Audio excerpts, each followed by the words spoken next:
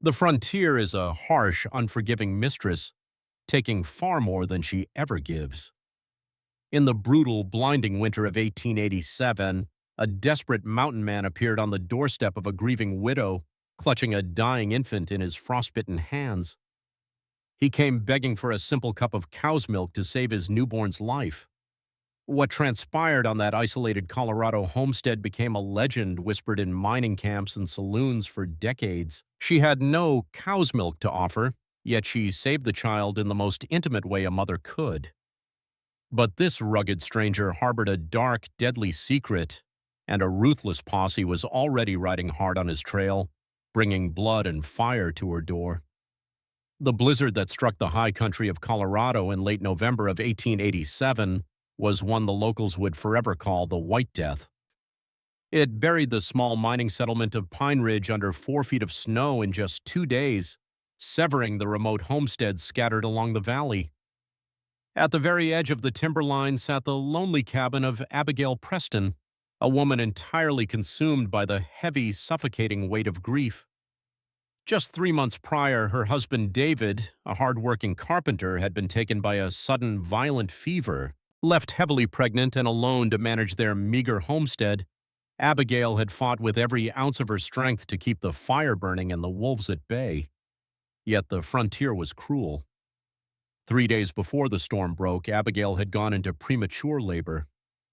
With only old Mrs. Gable from the neighboring farm to assist her, Abigail had delivered a stillborn daughter. Now trapped by the howling wind and towering walls of snow, Abigail sat in a rocking chair by the hearth, her body aching with a profound, hollow emptiness. Nature, in its bitter irony, ignored her tragedy. Her milk had come in, leaving her physically pained, a constant agonizing reminder of the child she would never hold. The wind battered the wooden shingles, sounding like the shrieks of lost souls. It was near midnight when she heard it, a heavy, rhythmic thudding against the solid oak of her front door. At first, Abigail thought it was the wind throwing a loose branch against the porch, but the sound came again, urgent, desperate, unmistakable pounding. She hesitated, reaching for the heavy iron fireplace poker. The nearest neighbor was a mile away. No sane person ventured out in a storm that could freeze a man solid in minutes. The pounding stopped, replaced by a deep, ragged voice shouting over the gale, "Help!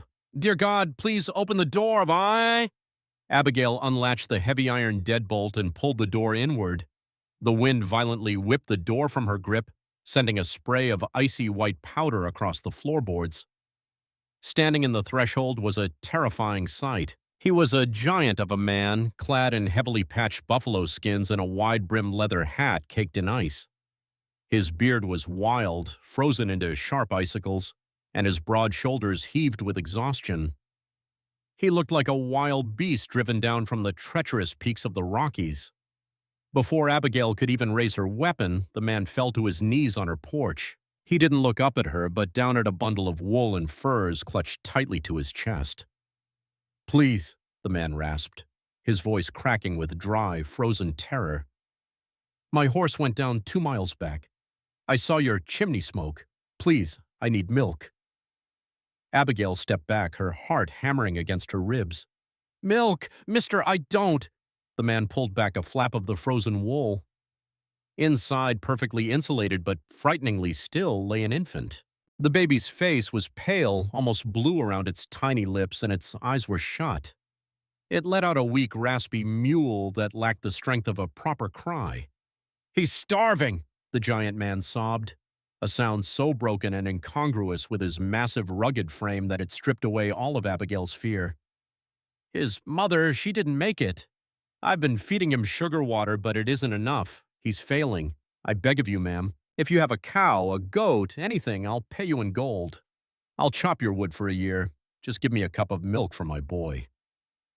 Abigail stared at the dying infant, her breath caught in her throat. Her own body throbbed with a heavy ache. The cow out back in the barn was dry, completely useless. She had no livestock milk to give this desperate father. But as she looked at the baby's sunken cheeks, a fierce primal instinct overrode all of her Victorian sensibilities and frontier caution. "Bring him inside," Abigail commanded, her voice suddenly steady and authoritative. Now, before the draft kills him.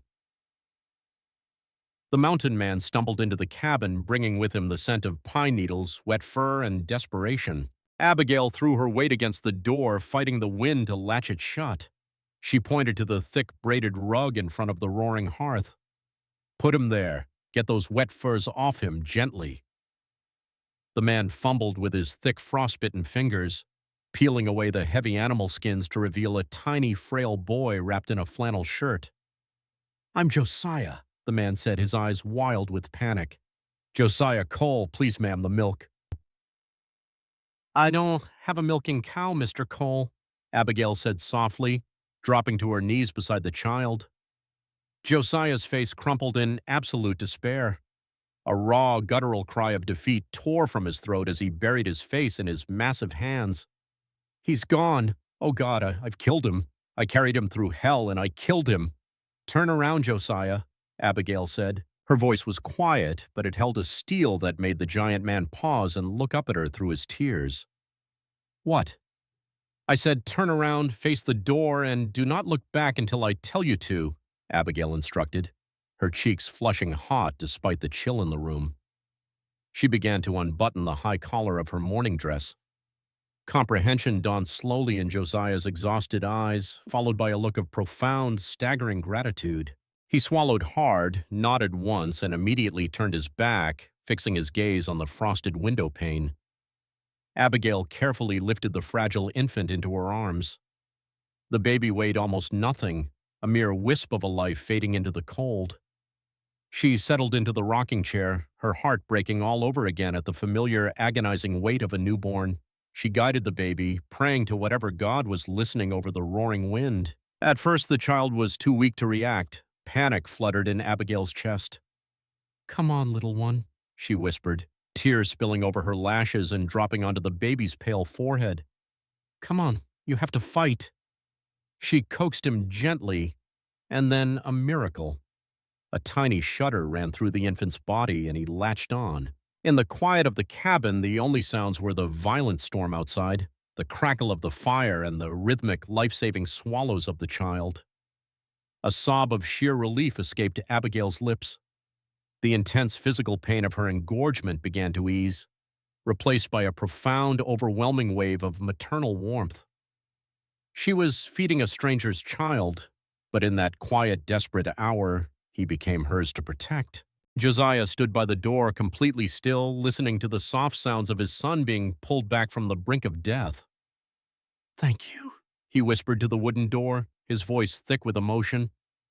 "You are an angel sent by the Almighty himself." For 4 days and 4 nights, the blizzard raged, effectively sealing Abigail, Josiah, and the baby Josiah had named Samuel inside the small cabin. In those close quarters, a strange, quiet domesticity formed out of pure necessity. By the second day, little Samuel was a transformed child. The blue tint had vanished from his skin, replaced by a healthy, rosy flush. He now possessed a strong, demanding cry when he woke hungry, a sound that brought a small, genuine smile to Abigail's lips for the first time in months. She fell into a natural rhythm of motherhood, waking in the night to nurse him, bathing him in a tin basin by the fire, and rocking him to sleep while humming old lullabies. Josiah proved to be a quiet, intensely observant man. Once he had thawed and recovered his strength, he took over all the heavy labor. He chopped the firewood stacked on the back porch with terrifying, rhythmic power. He fixed a broken hinge on the pantry door and cooked hearty meals using the salted pork and dried beans from Abigail's cellar. Despite his imposing, rugged exterior, the thick beard, the scars that crossed his forearms, the heavy Colt revolver he kept meticulously oiled and strapped to his hip even inside the house, Josiah treated Abigail with a reverence that bordered on worship. He never crossed the invisible boundaries she set. When she nursed Samuel, Josiah always found a reason to check the perimeter, clean his rifle, or simply sit with his back to her, staring into the flames. One evening, after the baby had been fed and was sleeping soundly in a makeshift cradle fashioned from a wooden crate, Abigail and Josiah sat opposite each other by the hearth. The wind had finally begun to die down, its howling replaced by an eerie, heavy silence. "You never told me how you ended up on the mountain with a newborn in the dead of winter, Josiah," Abigail said softly, mending a tear in one of her late husband's shirts, which she intended to let Josiah borrow. Josiah tensed, his large hands resting on his knees, balled into fists before slowly relaxing. He stared into the fire, the orange light casting deep shadows over his rugged features. My wife, Sarah. She was a delicate thing, a city girl from back east. She wasn't built for the high country, but she loved me enough to follow me here. We had a cabin up near the ridge. When her time came, it went bad, really bad. She bled out before I could even get down the mountain for Doc Miller. Abigail's heart ached with empathy. I am so incredibly sorry. I know the pain of an empty nursery. Josiah looked at her, his eyes softening. I know, Mrs. Gable, the widow down the valley. I stopped at her place first before the storm hit full force.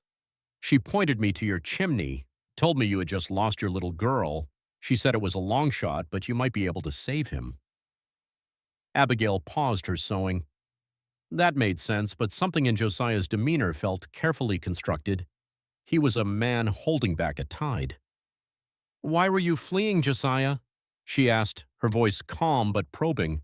You didn't just come down the mountain to find milk. You rode your horse to death in a blizzard. You keep checking the windows. You sleep with your hand on your iron. A man grieving his wife doesn't act like he's being hunted.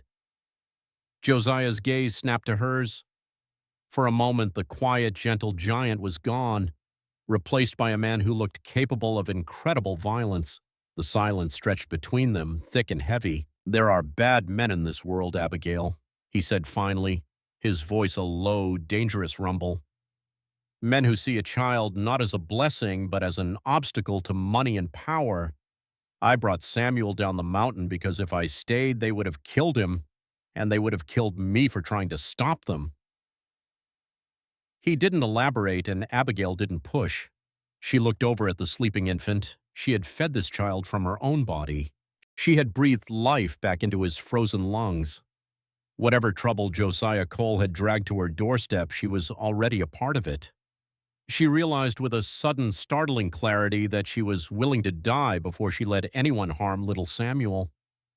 The tension in the cabin shifted over the next 2 days. As the snow slowly began to settle and the sun finally broke through the gray clouds, a quiet, unspoken bond forged between the widow and the mountain man. They operated like a team, sharing weary smiles over Samuel's coups. Once, when Abigail accidentally dropped a hot cast-iron skillet, Josiah was across the room in a flash, his large hands gently inspecting her burned fingers. The heat radiating from his chest, the smell of wood smoke on his skin, and the intense concern in his eyes made Abigail's breath catch. She pulled her hand away quickly, blushing, but she felt his gaze linger on her for a long time afterward. But the thaw outside brought more than just sunlight. It brought the clearing of the mountain passes, and with the cleared passes came the predators. It was high noon that day.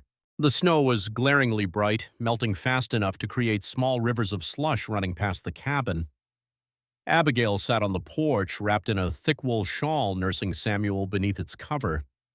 Josiah was out back by the barn, digging a path to check on the livestock.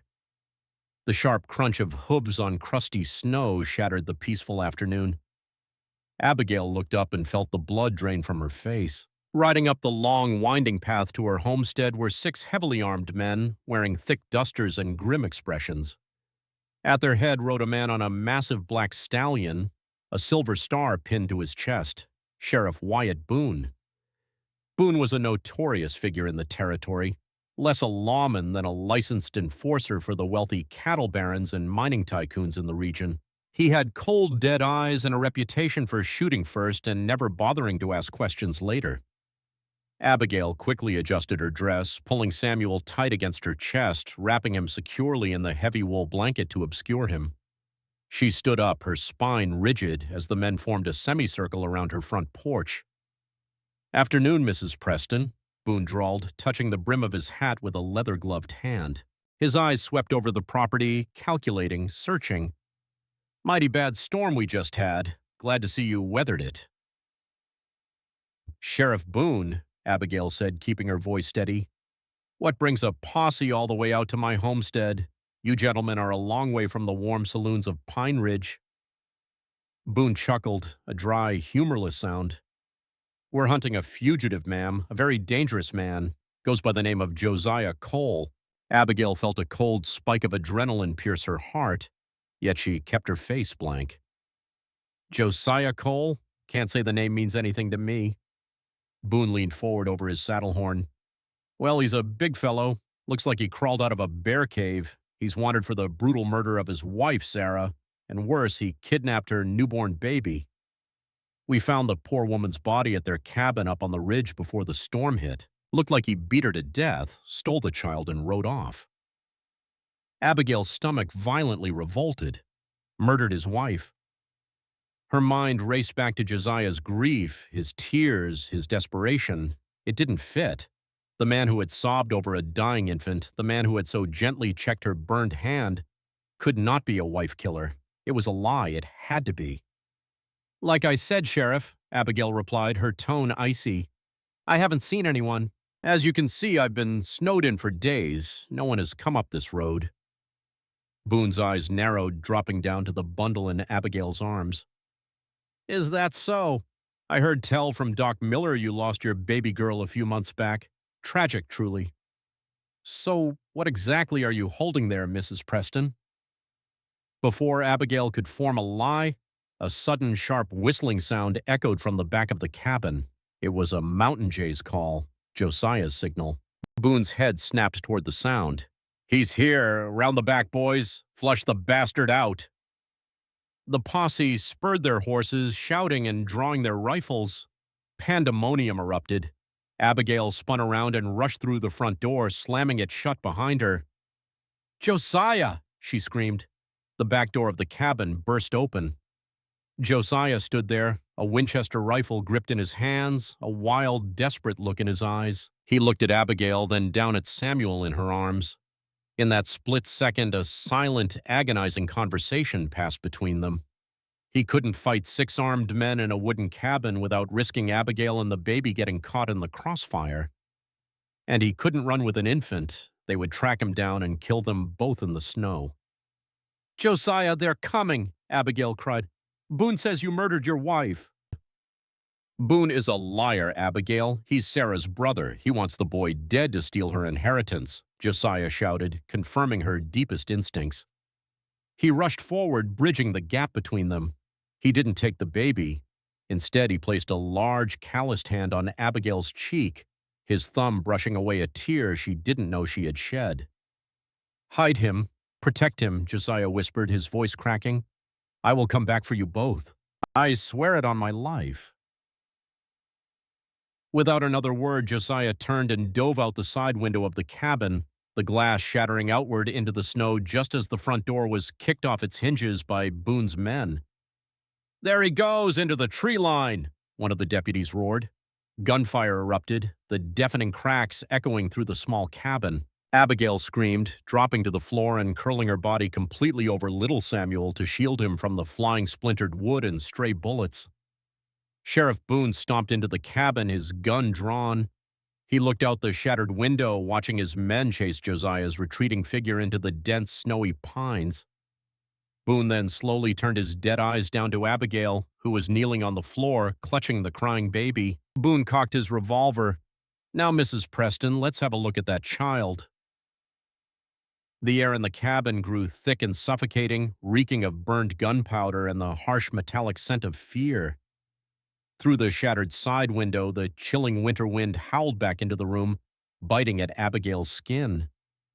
But the cold outside was nothing compared to the ice in Sheriff Wyatt Boone's eyes. He stood over her, his silver star glinting in the firelight, the barrel of his heavy Colt revolver aimed directly at her chest. "I won't ask you again, Mrs. Preston," Boone said, his voice a low, gravelly threat that vibrated in the small room. "Hand over the boy. You have no part in this family business, and I have no desire to make a widow a casualty of the law." Abigail's heart hammered against her ribs like a trapped bird, but a sudden fierce heat flooded her veins. The terrified, grieving widow who had sat by the fire 5 days ago was dead. In her place was a mother awakened by the desperate, clinging weight of the infant in her arms. She slowly pushed herself up from the floorboards, her grip on Samuel tightening. "You are no lawman," Abigail spat, her voice trembling but laced with absolute venom. "You're a butcher, and this child is none of your concern." Boone's lips curled into a sneer. "That man out there murdered my sister. He bashed her head in to steal her inheritance, and he took her boy to ensure he had the only claim to the Denver Railroad fortune our father left behind. Now I am taking my nephew back to civilization." "Josiah told me who you are," Abigail countered, taking a slow step backward toward the heavy stone hearth. "He told me Sarah bled out because she was delicate, and you wanted this baby dead so the inheritance would fall to you. I see the truth in your eyes, Boone. You don't look like a grieving brother. You look like a man counting his gold." Boone's expression darkened, the facade of the righteous sheriff dropping completely. The mask slipped, revealing the ruthless, greedy predator beneath. He cocked the hammer back on his revolver, the mechanical click sounding deafening in the tense silence. "You're a smart woman, too smart for your own good," Boone sneered, stepping over the splintered remains of the front door. "It's a tragedy, really. The official report will say Josiah Cole broke into your home, held you hostage, and in the ensuing shootout, both you and the infant perished. A damn shame. Now give me the blanket." "He is my child," Abigail screamed, a desperate feral lie born of pure instinct. "Doc Miller was wrong. My baby lived. This is my child, you monster." Boone let out a harsh, barking laugh. "Do you take me for a fool? I know you took in Cole's brat. I can see the mountain dirt still on the blanket." He lunged forward, his heavy, leather-gloved hand reaching out to snatch the bundle from her arms. But Abigail had been stepping backward for a reason. As Boone lunged, she twisted her body, shielding Samuel, and her right hand shot out to the stone hearth. Her fingers wrapped around the thick cast-iron fireplace poker she had used to stoke the embers. With a raw scream that tore her throat, she swung the heavy iron bar with every ounce of strength her exhausted body possessed.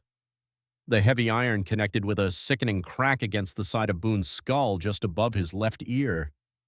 Boone roared in pain, his gun discharging wildly into the ceiling, raining plaster and splinters down upon them. He staggered backward, clutching his bleeding head, his hat knocked to the floor. The blow hadn't knocked him unconscious, but it had deeply dazed him. Without hesitating, Abigail bolted. She ran toward the back of the cabin, kicking open the door to the small root cellar. It wasn't a place to hide, it was a trap, but it was all she had. She practically threw herself down the narrow wooden stairs, clutching Samuel tightly to her chest to absorb the shock of her frantic descent. She reached the dirt floor of the cellar, smelling the heavy scent of potatoes and damp earth. She frantically grabbed a heavy wooden crate of winter squash and shoved it against the bottom of the cellar door, barricading herself in the darkness. She huddled in the farthest corner, burying her face in Samuel's blanket to muffle his terrified cries. Above her, the floorboards groaned beneath Boone's heavy, furious footsteps. "You're going to burn for that, you crazy bitch!" Boone bellowed, his voice distorted by rage and pain. "I'll set this whole damn cabin on fire and roast you both." Outside, the mountain had erupted into a chaotic war zone. Josiah Cole was not a man to be hunted in his own element. The moment he had vaulted through the window, he hadn't run blindly into the tree line. He had circled back.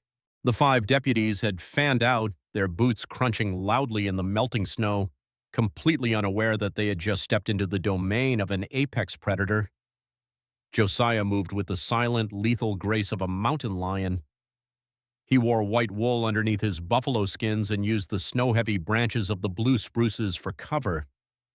Crack! Josiah's Winchester lever-action rifle barked from the dense brush. One of Boone's deputies clutched his thigh and went down screaming, his blood painting the pristine white snow a stark, brilliant crimson.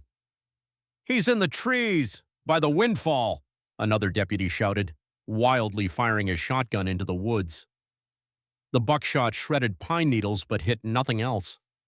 Josiah had already relocated. He moved swiftly through the deep drifts, his lungs burning with the icy air, his mind laser-focused on one singular, terrifying thought: Abigail and Samuel. He had to finish these men quickly or Boone would slaughter his family. And in his heart, he realized that was exactly what they were. Abigail was no longer just a savior. She was the mother of his child, the fierce protector of his blood. He flanked the posse, drawing his heavy Colt from his hip, wielding it in his left hand while keeping the rifle in his right. He stepped out from behind a massive boulder and fired twice.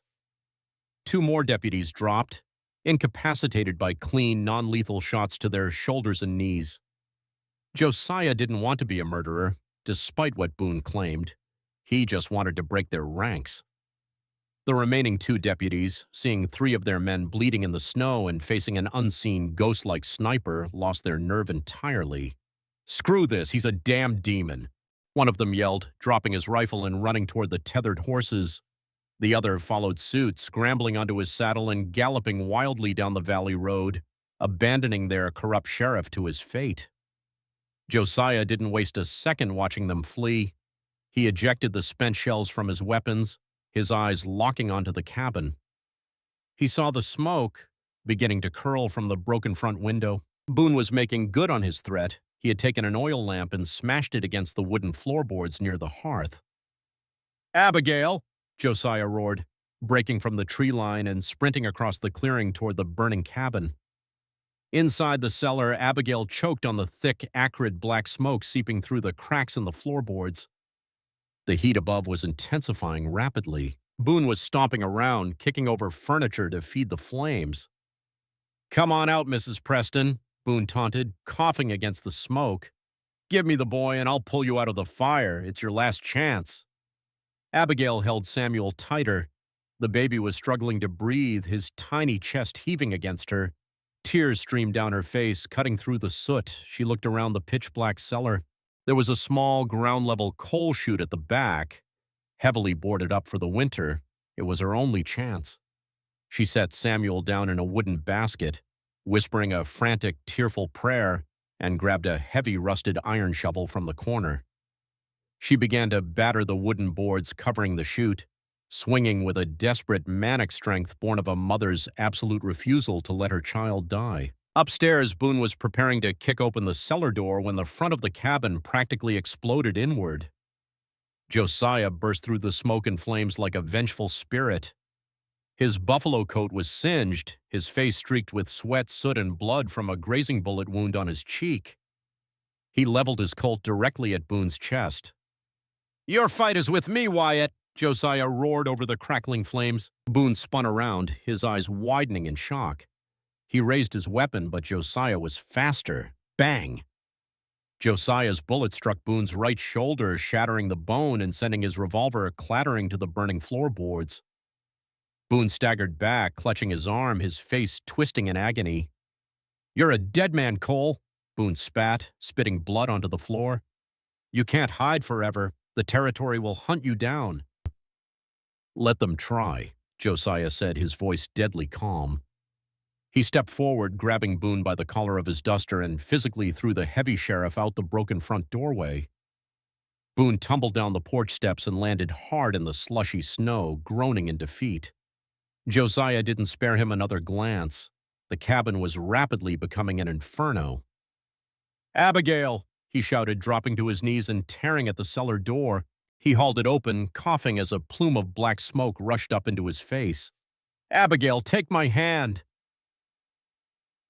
Down in the darkness, Abigail had finally broken through the coal chute.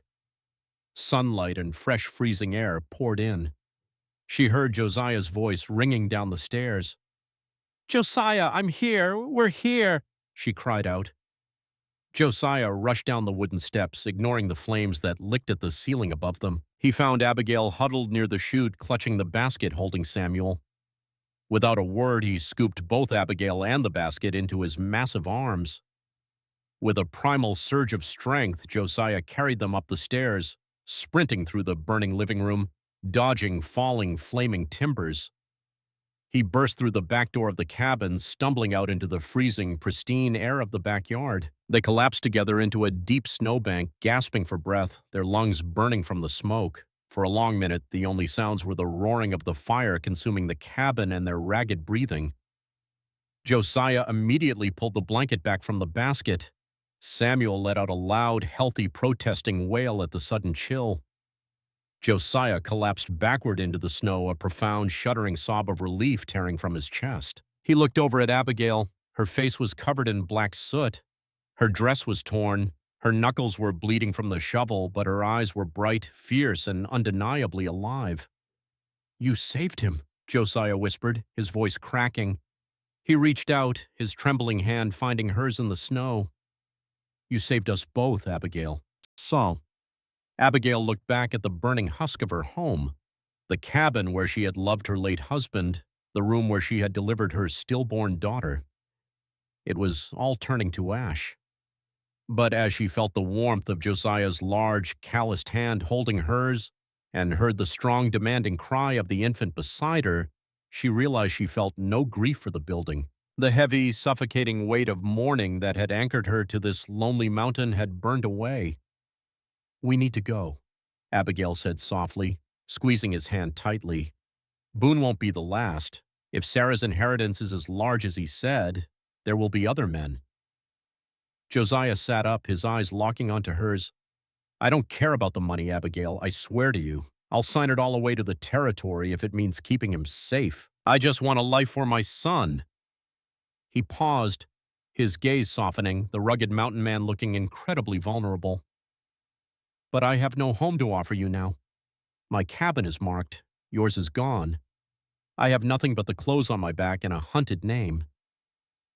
Abigail reached over and gently pulled Samuel from the basket, cradling him against her chest. The baby immediately quieted, turning his face toward her warmth. She looked at Josiah, a slow, beautiful smile breaking through the soot on her face. "You have a son," Abigail corrected him gently. "And you have me. We will go west, California, Oregon, it doesn't matter. We will change our names. We will build a new cabin. This frontier is vast, Josiah. It can hide a family." Josiah's breath caught in his throat. "A family." "That's not all." The words hung in the crisp winter air, sealing a bond that had been forged in a blizzard, baptized in blood, and cemented by the most desperate kind of love. By the time the sun began to dip below the jagged peaks of the Rockies, painting the snowfields in hues of deep violet and gold, the homestead was nothing but smoldering embers. Sheriff Boone had dragged himself away, leaving a trail of blood, broken and defeated, his career and his murderous ambitions ruined. In the distance, a single horse carrying 2 adults and a bundled infant picked its way carefully down the mountain pass. They were leaving the past behind in the ashes. The mountain man who had come begging for milk had found salvation, and the grieving widow who had opened her door to a storm had found the family her heart had been bleeding for. They were strangers brought together by tragedy, bound forever by the fragile, resilient life of a child they would raise together under the vast, unending skies of the untamed West. Your support means the world to me. If this tale of frontier survival, fierce maternal love, and rugged redemption kept you on the edge of your seat, please hit that like button. It helps the algorithm push these historical dramas to more story lovers like you. Don't forget to share this video with your friends who love a gritty, heart-pounding Western romance. And if you want to hear more thrilling, real-life inspired stories from the wild, untamed corners of history, make sure you subscribe to Dust and Heart Western Tales and ring that notification bell so you never miss an upload. Tell me in the comments below, what would you have done if a stranger knocked on your door in a blizzard? Stay wild, stay safe, and I'll see you in the next story.